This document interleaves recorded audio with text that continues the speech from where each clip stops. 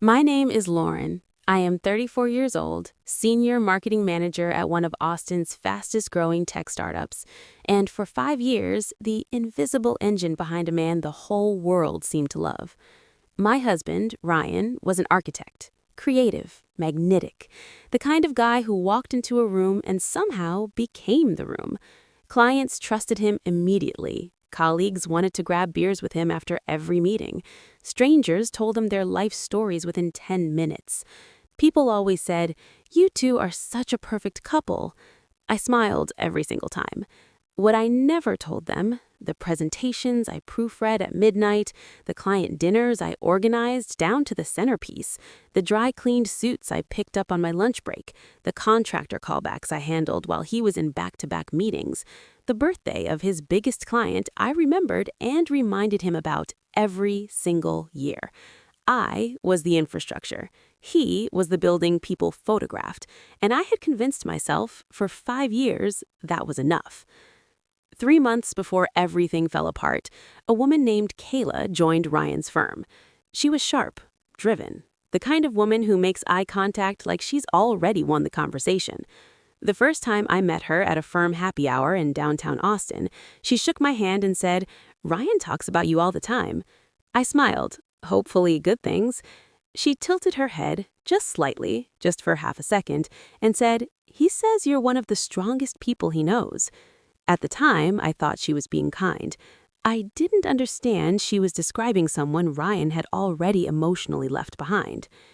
It started with small things. His phone, always face down on the kitchen island, late nights at the office, not unusual for an architect on deadline, but the energy when he came home was different, lighter, like a man who just exhaled for the first time all day. Kayla's name appeared constantly in his stories, then suddenly stopped appearing at all. The silence around her name was louder than anything he said. One Thursday night, I had dinner on the table by 7, grilled chicken, the good kind, with that lemon herb marinade he loved. I sat there until 7:45. When he walked through the door, he was mid-laugh at something on his phone, barely looked up, and said, "Sorry, babe, lost track of time." "With who?" I asked. "Just the team, work stuff." Too smooth, too instant, too practiced. Something cold settled in my chest. I pushed it down, like I had pushed everything down for years. Then came our 5th anniversary. He'd made a reservation at Uchi, the same sushi restaurant where we had our first real date back in 2019. I remember thinking it was romantic, thoughtful. I spent an hour getting ready, black wrap dress, the one he picked out for me at Nordstrom 2 Christmases ago. His phone was on the bathroom counter while he showered. It buzzed. I stared at it for a long moment. Then I looked. "She's home tonight? Miss you already, Rose." Below it, Ryan's reply, sent 40 minutes earlier. "Yeah, tomorrow though. Can't wait." I put the phone back down. I looked at myself in the mirror. I finished my mascara, and I went to dinner. I laughed. I ordered the yellowtail. I asked about his week. I toasted to 5 years with a smile that didn't waver once, because in that bathroom, in that one silent minute, I had made a decision. I was not going to explode. I was not going to cry at the table. I was not going to give either of them the satisfaction of watching me fall apart. I was going to prepare. The next 6 weeks were the hardest of my life, and, quietly, the most powerful. Every morning, I made coffee, kissed him goodbye, and drove to work. Every evening, I came home, asked about his day, cooked or ordered in, watched TV on the couch next to a man I no longer recognized. And in between, I built my case. I pulled every financial document I could access, the mortgage records, joint bank statements going back 3 years, investment accounts. 4 years earlier, when Ryan's firm was bleeding cash trying to scale, I wired $45,000 from my personal savings into their business account. No formal loan agreement, no signed contract, no legal paperwork at all. Because when you love someone, you don't think about contracts. You think about us. I no longer had that luxury. I found a family law attorney in Austin, sharp, no nonsense, the kind of woman who made me feel like I wasn't crazy for the first time in months. I walked into her office on a Wednesday with a manila folder. Inside, 3 years of bank statements, wire transfer confirmations, and one small item I'd kept in my desk drawer without knowing why. A handwritten note Ryan had scrawled on a torn piece of notepad paper the week I made that transfer. "You saved us. I'll make this right, I promise. Love you, R." My attorney looked at the note, looked at me, and said, "This is more than enough." That evening, I came home, ordered Thai food, and asked Ryan how his day went. He said, "Kayla landed a massive potential client today, like career-defining stuff. We celebrated with the whole office." I said, "That's incredible. You must be so proud of her."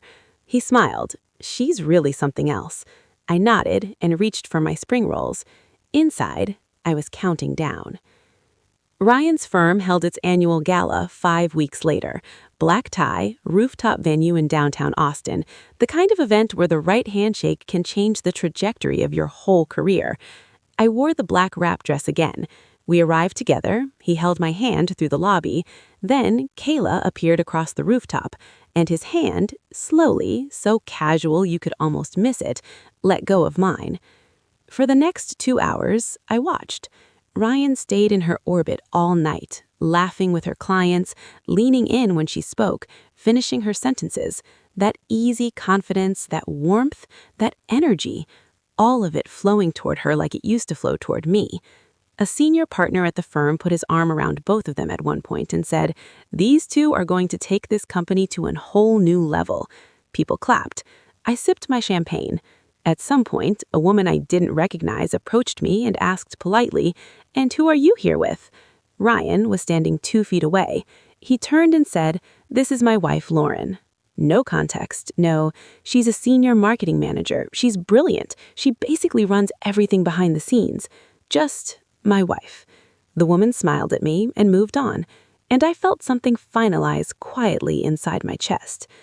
Then, in front of 40 people, mid-conversation, without a second thought, Kayla reached over and straightened Ryan's tie, the way a wife does.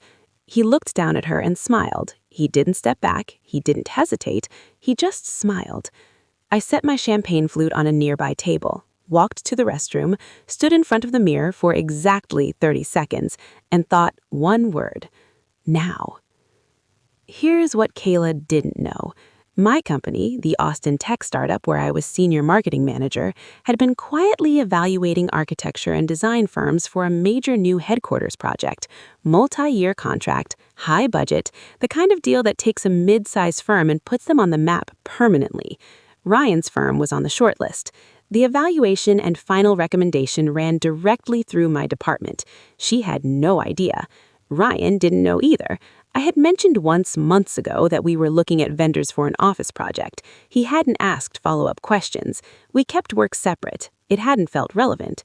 Until now, it was the most relevant thing in the world. I didn't make any angry phone calls. I didn't pull strings out of spite. I did my job, completely, professionally, thoroughly. I ran a full comparative analysis of every shortlisted firm: delivery timelines, budget history, team capacity, client retention rates. Ryan's firm had a real gap, documented project delays on 2 previous commercial builds, publicly available in county permit records.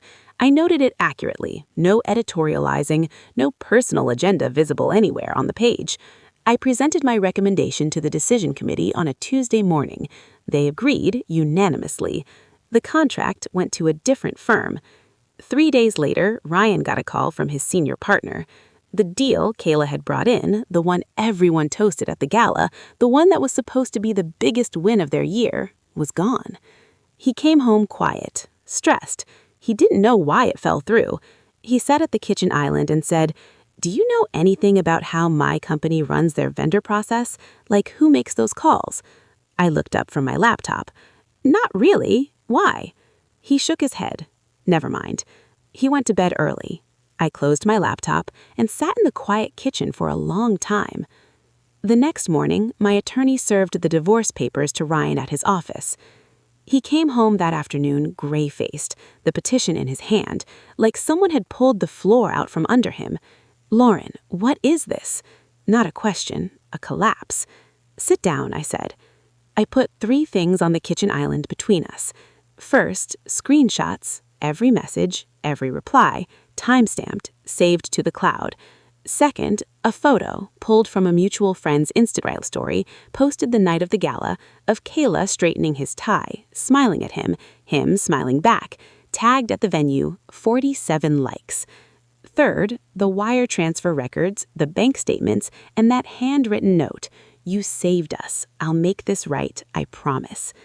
He stared at the island for a long time. There was no paperwork, he said, finally, almost to himself, like he was trying to find the exit. No, I said, but there's your handwriting and my records and a very good attorney. I found out later, through a friend who knew both of them, that when Ryan told Kayla about the deal, about how it had disappeared and where it had gone, something shifted between them. Apparently, building something on top of a betrayal isn't quite as romantic when the practical consequences start